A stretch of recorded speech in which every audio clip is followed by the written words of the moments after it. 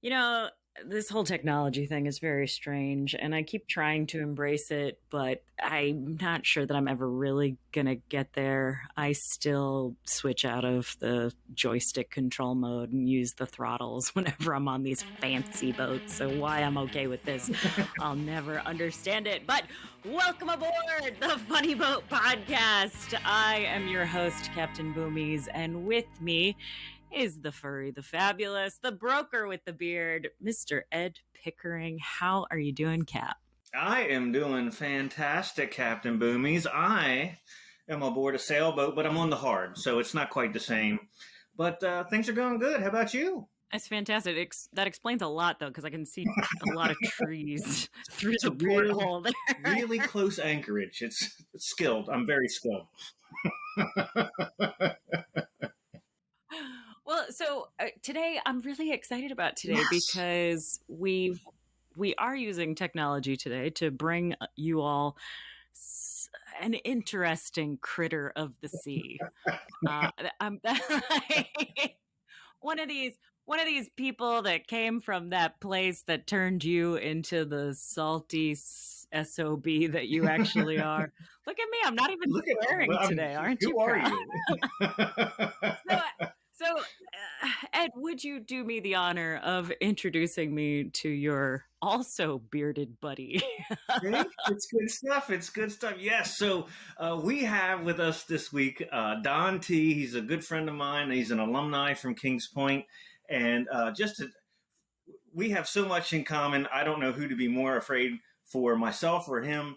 But we've tried to get together a couple of times. I'm really glad that he was able to come in here. He was suggested as, or I guess referred by another one of our upcoming guests, and she said, "You guys will have a blast." So, so with all ado, we have Don T. How you doing, Don? Good to see Doing you. great. How are you all doing, huh? Oh, fantastic. Don, I have gotten to peek at your travel website, your travel vlog, blog, blag. I don't know what's happening. RetiredTraveling.com. I need to put shameless plugs in whenever I can. So you've got a travel blog. I really love the pictures of you all over the world, but I especially like the ones where you're clearly on a cruise or under the sea. I that weird bubble thing that Yep. what is that? Yep. What are those called? That was a scuba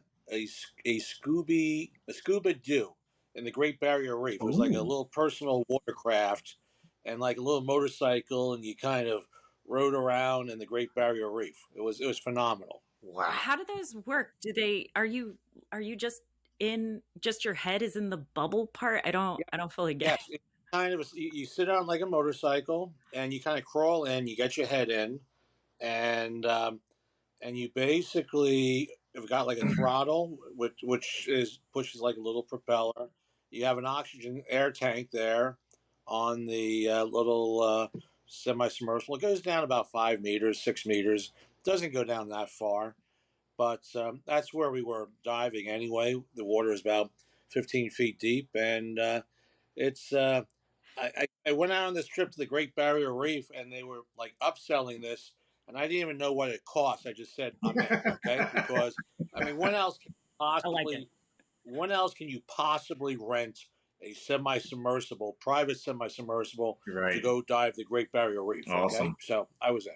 That's Awesome. incredible. So what were you doing down under? Well, that's a good question. I'm spending my son's inheritance, okay, and one trip at a time with total support of my sons. Okay, I retired about 5 years ago at the age of 55, and I've been having the time of my life. Okay, we had that COVID thing that kind of threw a monkey wrench in, but yeah, no, I'm traveling 3 4 months a year, and just basically going wherever. And this time last year, I was on a cruise up into the Arctic. I got up north of 80 degrees north, and this coming November, I'm down in Antarctica, and kind of flying down to Ushuaia, Argentina, and then boarding the World Navigator, kind of a relatively new ship, heading off to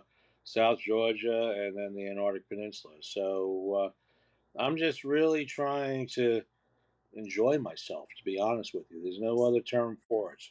Let me tell you what it sounds like to me. It sounds to me like you're just on an extreme cruise junkie extravaganza. That's what it sounds like to me. Like you're not doing the Royal Caribbean retired thing that I think is really Yeah. awesome, first of all, because I found out how cheap Yeah. it is to like live on one of Right, those.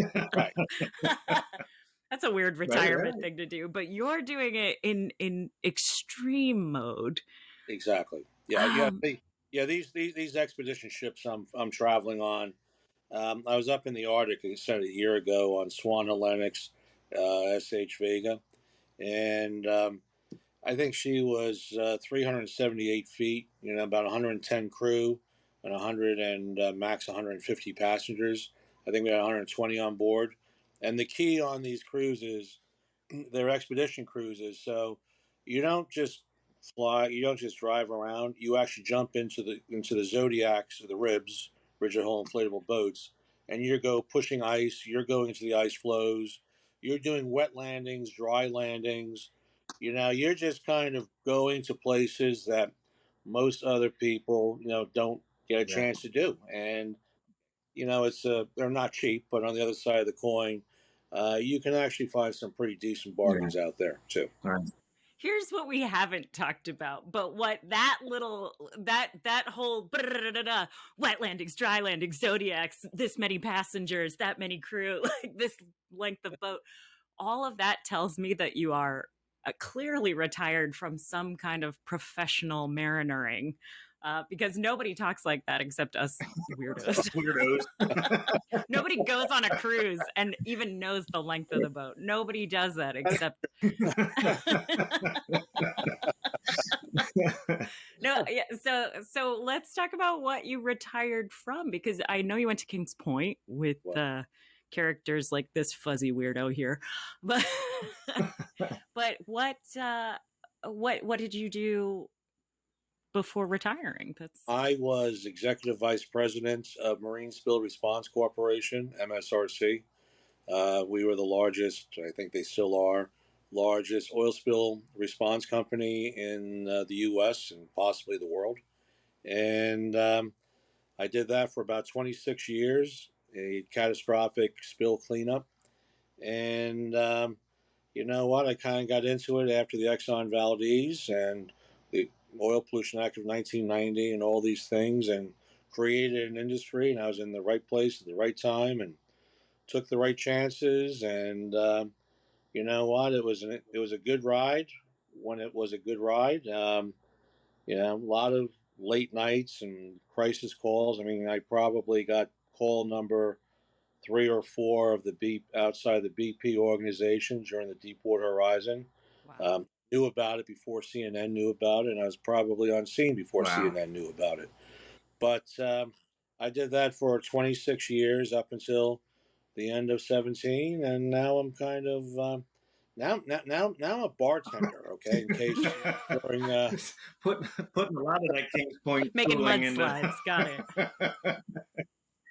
I VIP bartend at a rock concert venue here, and I was bartending the for Jelly Roll concert and Snoop Dogg this past Ooh, week. So nice. That sounds I awesome. do that for about 25 days a Yeah. year or so. That's fantastic. Holy smokes. Wait a minute. We got to go back to this. So you're the first guy on the scene before, of course the crew is already there. They're already on station, but what what is what does that feel like, walking in and having a bunch of people that know that their job is totally boned? Like, Yeah, what is that like? you walk in on a crisis, and the key is to keep your head. And you realize now, and sadly, on the Deepwater Horizon, 11 Mhm. men lost their lives. And you realize that, you know, that's not going to change. And the key is you need to kind of stabilize it. You need to, first and foremost, and I used to always say this, everyone goes home, okay? Everyone that goes to work, for me, we go home. Okay, maybe go home a little bit richer, a few more bucks in the pocket, without a doubt, but Mm-hmm. everyone goes home. And that was the first and foremost objective on everything was safety. And really kind of, you just approach it the way you eat an elephant is one bite at a time. And, you kind of just start and you just work on it. And the key is just keep a low profile because everyone is losing their heads. Everyone is, oh my God, it's a disaster. Um, and you just kind of take it and, just do it one step at a time and focus on safety because without safety, you're really, it's just not worth it. And I used to often, sometimes I would get into these debates with people that were not in the response community. Oh my God, the ducks got oiled. Yeah, that's true. I'm sorry to hear that. The pelicans got oiled. But it's one thing if a duck gets oiled. It's another thing if a man or a woman gets hurt or gets killed working for you. So it doesn't matter how many ducks get oiled. And I don't often use that as an analogy. There is no equation for number of ducks to a human life. It's terrible to say that. Some people didn't agree with that, believe it or not, but those were also people that were not actually engaged in the response, thankfully. Yeah. But anyway, just kind of did it, and I did that for 26 years, and very rarely did I actually end up on a spill. I had a very good team of like 420 people that worked for me, and I usually only showed up if it was a political issue or something like the Deepwater Horizon, which was a totally off the charts. Right. Yeah. That was all of these things always lead to massive losses in Right. the marine community because I mean my husband was supposed to have a job and then the BP oil spill happened and we suddenly didn't need him to do his job because nobody the only jobs left were people who were going out to do the cleanup Right. on boats and that was a wild experience. But I guess how many ducks do you have to wipe off before you are the expert in like, in oil spill cleanup? Like I don't know what it takes. And I kind of know how boating gets you at least in the right zone, Right. but I don't know where the oil spill response stuff comes from. Well, that's a good question. Well, first of all, I am not a duck cleaner. Okay. Um, Just to go on record, you have certified. All kidding aside, you have especially certified to clean up and handle oh, wildlife. okay. Okay, and I didn't there's know that. there's actually companies out there that's all they do is they handle wildlife and they handle ducks, and the stories are hilarious. Okay, because sometimes the ducks and the pelicans don't like just they don't like uh, they don't like sitting there. Okay, and they're not very happy when they've been cleaned and oiled and they're going through Right. rehabilitation and whatnot. But when it comes to oil spill response, having a background as a tanker, primarily my background was in oil tankers as both a licensed ships navigator and then eventually an operator of tankers and oil trading. And I worked down in St. Croix at a Hmm. refinery back in the late Yes. 80s. And I got to really kind of understand the entire oil industry aspect. And there was a natural evolution to the oil spill response side of the equation. We used to operate my previous company. When I was with them, we had quite a few certificated vessels up to 216 feet, and they were very capable of handling 39 people on Wow. board at a time. And their one mission at the time was oil spill cleanup, and we also had tank barges to put the oil from the ship into the tank barge, and then we had lots of smaller boats. So you just, how do you become knowledgeable about it? Well, you become knowledgeable by number one, experience and other people's experiences. It was actually quite a niche industry at the time, and I have no idea what's going on there now.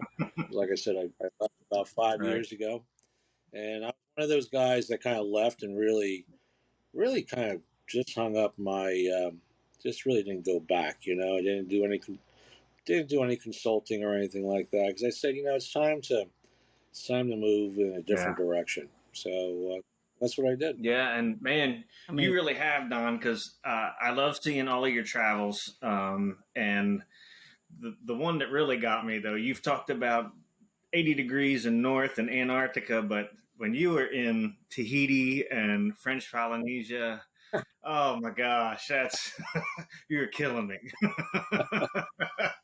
That's the kind of travel I'm talking about.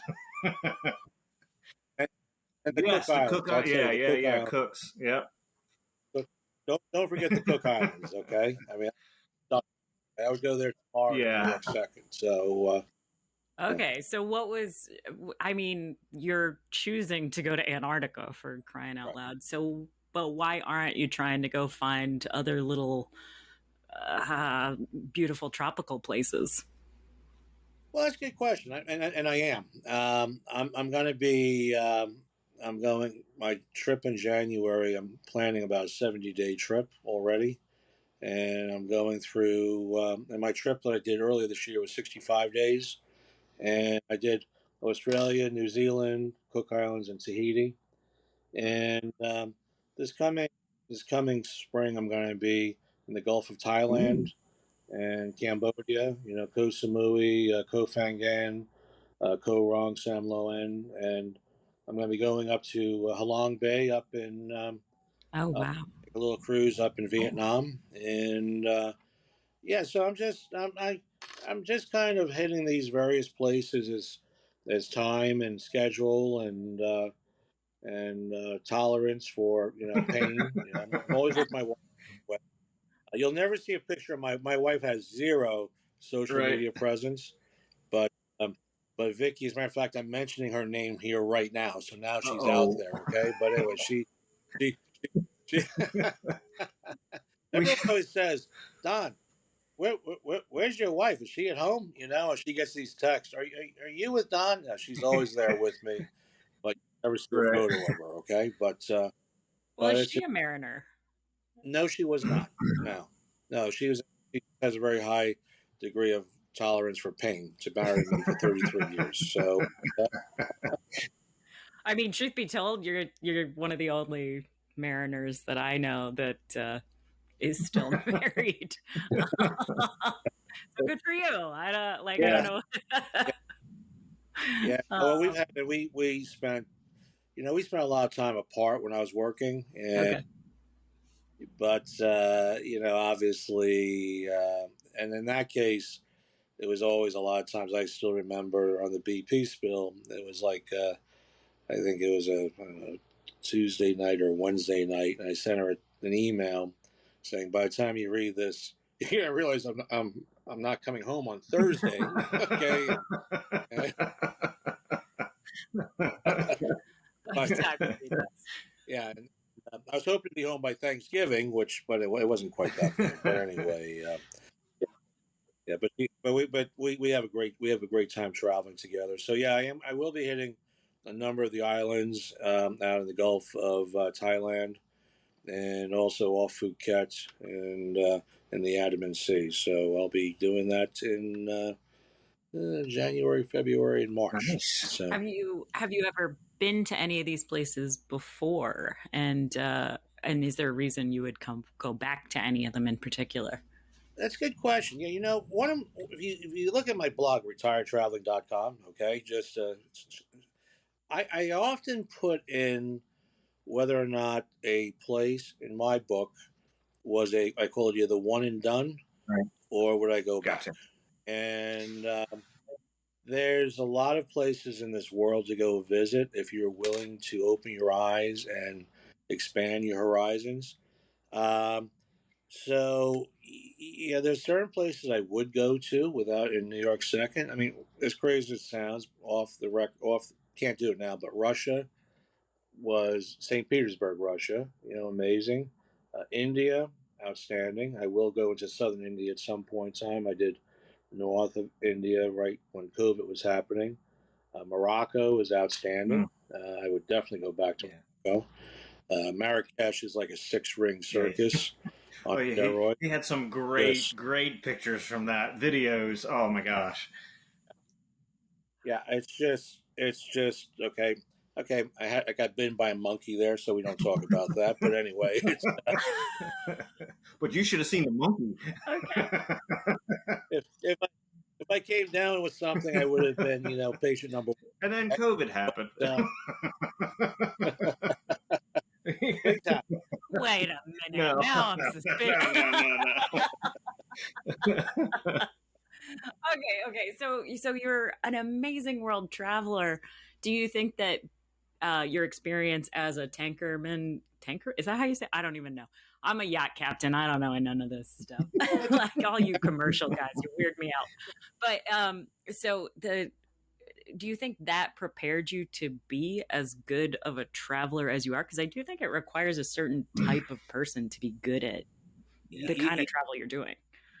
Yeah, and I think the broker with the beard would agree with me that you are traveling, things happen. Okay, doesn't things don't always go by plan, even with the best laid plans. But that's not unlike the shipping or the boating industry. You could have the best laid plans, and all of a sudden the weather comes in and changes everything on you. Okay, and so you got plan A, and then plan B, and plan C, D, E, F, and G, and you adapt. But I would definitely agree with that. You kind of make changes as Yeah, appropriate. yeah. Interesting. So If go ahead. No, sorry, go no. ahead. After you, Kate. So you I assume you were young and shiny when you decided to go to Kings Point. What what was it in you that made you want to do this whole maritime thing? Okay, you really want to know the real story? Yeah. Okay, real story. My parents bought a brand new house in central Jersey. And when you buy a new house, everyone is like trying to figure out where they fit in the neighborhood. This was like in the late 70s, or yeah, probably 76, 77, 78. And this guy across the street moved in, young guy, sexy wife, brand new house, went out one day and came home driving a brand new Triumph TR6. And I started talking to him. It turns out he was a tanker chief mate that went to Kings Point, class of Mm. 70. I said, now I need to check this out, okay? And, uh, that is the story, okay? Fair enough. Fair enough. That's a better story than I mean, mine. but all kidding aside, I, I did grow up. I did grow up on my grandfather's sailboat from the age of 4, 3. So I got pictures of me like holding a bottle, believe it or not, on a sailboat. So I spent, really the first 20 some odd years of my life, you know, sailing with the family sailboats, and Mhm. eventually they had to sell. Granddad passed away, but and now I'm kind of back sailing again with my oldest son. Bought a sailboat, Yeah. and he's keeping You didn't down. talk him out of it? You know what? He had this vision, okay, and he did his research, and and the broker with the beard is well aware of this because we've talked about Yep. this, and Oh, it's your fault. I see how it Of is. course. no, no, he wasn't part of the transaction, but he will be for the next one, okay, and but he and I were he was offering counseling on the side to me privately as a dad, and I think your best advice was, yeah, the amount of money he's spending, he can't hurt Yeah. himself too bad, which was I think a valid. valid. We had a little 28-foot Lancer, built late 70s. I mean, it's okay. It's nothing really to look at, but the price point he got it for. And he keeps it down at Point Lookout in Maryland, right where the Potomac meets the Chesapeake Yep. Bay, and he's having a great time. And Ed, he had this past weekend. He was going to be going over to Oh, Virginia. Now he's 25 years old, and he was taking the boat over Virginia. And you know what no. happened? About two-thirds of the way over, he turned around because he realized he wasn't going to be able to make it in Ah, daylight. It was like, oh my God. actually Some, he's something learning clicked. something. You know, something clicked. Okay. Amazing. I am Nice. shocked. How do you inflict that? Yeah. Yeah. Oh wow. But all kidding aside, it's starting to click. Yep. You know, and the responsibility. Um, and we had about a couple of weeks ago. He and I took the boat out and with his mom and uncles and you were looking at the weather and it's like, yeah, we should be maybe okay. Okay, it's one of those Right. sort of days. We got we got out and we got nailed. Oh. I mean, it was like my Facebook page was just like it was just Yeah. unbelievable. But you know what? I'm having the time of my life. Yeah. Okay, I mean, I was in, in a pair of shorts and just an inflatable life vest on, little one of those Yep. little harnesses. And it was just horizontal rain and buckets, and I'm just saying, we are now Yeah. living.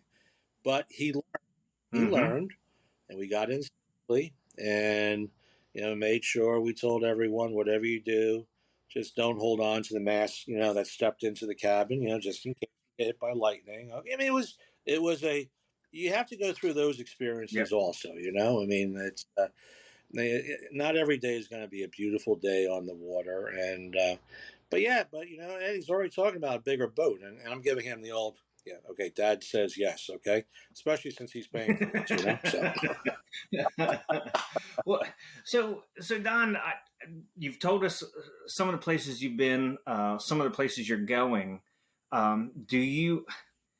And I think I already know the answer to this question. I have a feeling you're checking all the boxes. Your plan is to check all the boxes, but what would you put at like the top of the box list? Like, what is the one place that you've definitely got to do that's not scheduled? Well, that's not good. Well, Antarctica Okay. is I've tried 5 times to Antarctica. Ooh. 5. Okay, it is the seventh continent, and 5 times it's been canceled for one reason or Ugh. another, or COVID, or 5 times. Okay, and I finally said I was supposed to be in Antarctica. As a matter of fact, I was supposed to be down there in February of this Mm-hmm. past year.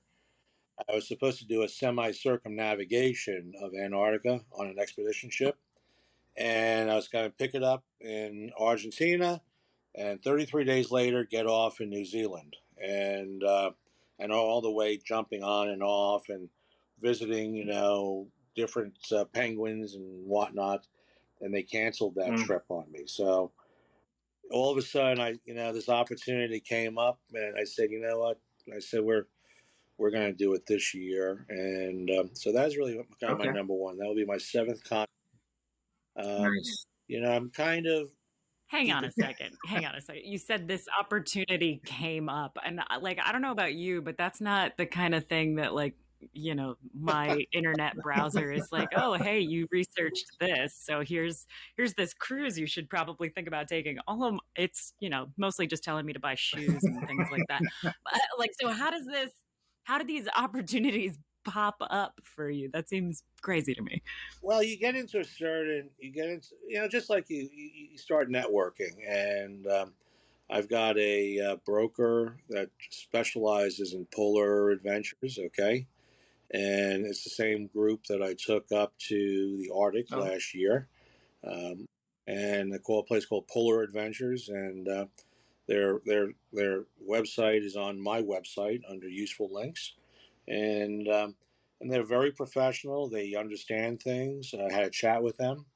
I was I was in the process of they handle the brokerage for one ship that goes up to the North Pole, the Ooh. geographic North Pole every year, and the voyage is on August 26th, but I can't make it. It's my aunt's 80th birthday, so I have to go to New York to a birthday. Okay, but the North Pole will be there in Yep. next year or the year after. So sooner or later, do that Nice. trip.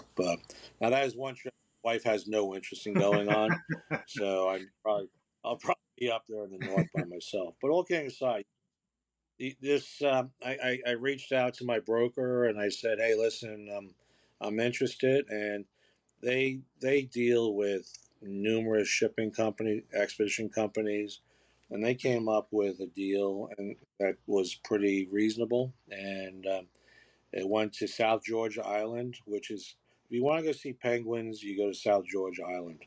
Um, it's a 14-day trip, 14-day cruise, and yeah, so I kind of I said, yeah, let's go do this. And it's November. The weather down the Drake Passage can either be, they call it the Drake Lake or the Drake Shake. And Oh no. either one extreme or the other. And it's like some of the roughest waters in the world. But, I've been up in the North Sea and I've seen 15-foot waves. I've been on tankers and 35-foot waves. So, if we do it, we're going to do it Yeah. right. So, So I am totally prepared to admit on to anybody who'll ask that I absolutely get seasick. It just takes a lot, and usually it requires me to be like in the bilge working on something. right. Do you get seasick on any of these? Because this sounds No, seriously intense. no. I mean, the key is, of course, you just need to not be in the bilge, number one. Rule number one. That's the main goal in Up, life. up, yeah. I don't know. If there's a 70-footer, I'm certainly not on deck. I'm going to be hiding somewhere, but ideally, I'm not doing work if I'm on a Number cruise. two, avoid I don't alcohol. know. Keep. You have to eat, believe it or not. You may not want to eat, but avoid spicy food. But yeah, no. For the most part, I've been pretty good on that, and my wife has been pretty good on that also. We'll find out. Let's talk again in after Thanksgiving, and I'll tell you if it was the Drake Lake or the Drake Shake. Okay, this could be. My answer could change very well after this. Oh, I love it. I absolutely love it. I love your adventures. I think it sounds absolutely incredible. I love hearing somebody who really cares about what the vessel is that they're going on when they're going on these adventures. And I'm gonna have to get the number of your broker because this sounds awesome. I'm also addicted to boating vacations, and I don't really care what the boat is. I don't really care about penguins much either, but if it's an interesting boat, I'm in. I don't know why penguins, but I want to go see penguins. Okay. Last year, some polar bears. Just so you're aware, polar bears and penguins do not coexist, contrary to a lot of people. Polar Right, bears. yeah. I don't judge other people's kinks. Don't worry about it. Ed, I'm gonna pass this off to you. Is there anything that I haven't talked to Don about that we definitely need to? For this episode, I think we've hit quite a few, but I would love to have Don back on at another chance. I'm sure we're going to have more stories. Sea stories are always good. Oh yeah, we're gonna have to tell some like crusty, salty stories at some point. But I'd love to bring you back on after you go on your Antarctic adventure. Yeah. That sounds Okay. amazing. Well, thank you very much for the opportunity. Retiredtraveling.com. Shameless plug again. Okay, but Absolutely. Not shameless. Give it to us one more time.